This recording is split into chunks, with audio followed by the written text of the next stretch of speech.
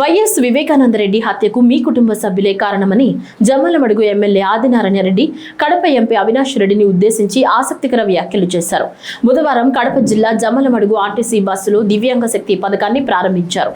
గత సోమవారం ఢిల్లీలో ఎంపీ అవినాష్ రెడ్డి వివేక హత్య కేసు గురించి మాట్లాడగా దానిపై జమ్మలమడుగు ఎమ్మెల్యే ఈ విధంగా స్పందించారు. వివేకాది గుండెపోటని వారి సొంత ఛానల్లోనే ప్రచారం చేసుకున్నారన్నారు.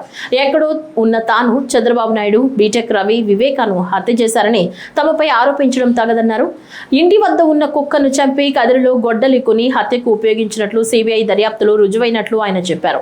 దొంగే దొంగ అని అరిచినట్లు గతంలో తాము వివేకాను హత్య చేసినట్లు ఆరోపించిన కడప ఎంపీ ఇప్పుడేమో సునీతమ్మ భర్త రాజశేఖర రెడ్డిపై నెపం వేస్తున్నారని ఆక్షేపించారు. ఇక మీ పప్పులు ఉడకవు, వివేకాను హత్య చేసింది మీ కుటుంబ సభ్యులేనని, సునీతమ్మను అడ్డుపెట్టుకోవాలని చూడడం మానుకోవాలని హితవు పలికారు.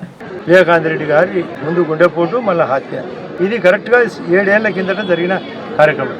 ఆయనే ఉదయాన స్పాట్ లో వాకిటి నిండా నిలబడుకొని బాగా ఎత్తులా ఉంటాడు వ్యక్తి. గుండెపోటు అని వాళ్ళ పత్రిక, వాళ్ళ సాక్షి టీవీలో ప్రచారం చేసిన తర్వాత మధ్యాహ్నం తర్వాత ఎట్లా హత్యగా మారింది. దానికి ఎక్కడో ఉండే చంద్రబాబు నాయుడు గారు, ఆ రోజు నేను కూడా విజయవాడలో ఉన్నా, మొదటి ముద్దాయిగా నన్ను, బీటెక్ రవిని, ఇప్పుడే భూపేశ్ రెడ్డి చెప్పినట్లు సతీష్ రెడ్డిని మేమందరం కలిసి దారుణంగా చంపినట్లు, నరికినట్లు ఆ రోజు ఉండబడిన రెడ్డి కమలాపురం ఎమ్మెల్యేగా, రుదుటూరు రాజమల్లి ప్రసాద్ రెడ్డి ఆ రోజు ఎమ్మెల్యేగా మేము చంపినట్టు మా మీద రికార్డు. ఆ తర్వాత సిట్టు వేయడం జరిగింది. గౌరవ ముఖ్యమంత్రి గారు వెంటనే ఆపద్ధర్మ ప్రభుత్వం అయినప్పటికీ సిట్టు వేస్తే కోర్టుకు పోయి, హైకోర్టుకు పోయి గ్యాగ్ ఆర్డర్ తెచ్చుకొని సిబిఐకి కావాలని అడగడం జరిగింది. ఆ తర్వాత తెలుగుదేశం పార్టీ అధికారం కోల్పోయిన తర్వాత వైఎస్ఆర్ పార్టీ అధికారంలోకి వచ్చిన తర్వాత మేము కోర్టుకు పోయినాం. స్వయంగా ఒక సీనియర్ జడ్జిని, వసంత్ అనే జడ్జిని నా తరఫున, వీరారెడ్డి అనే అతను సునీతమ్మ తరఫున, సల్మాన్ ఖుర్షీద్ అనే అతను బీటెక్ రవి తరఫున వాదన తర్వాత అది హైకోర్టులో ఆర్డర్ అయింది సిబిఐ కావాలని. ఆ తర్వాత సిబిఐ ఎంక్వైరీ జరిగింది.